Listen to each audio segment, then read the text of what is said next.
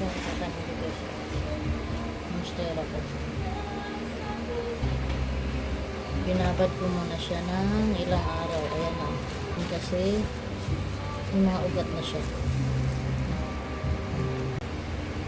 Kailan parang tumamlay siya kaya lilibat ko siya sa lupa.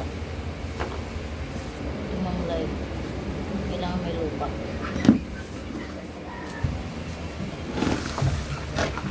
Kasi sa ilalim. Para pag diniligan, hindi naka yung lupa. Na mabuhay siya. Tapos maglalagay ako ng Florea. Kunti lang kasi nakakamatay ito. Sobrang dami siya. Para lang kahit paano may pataba siya.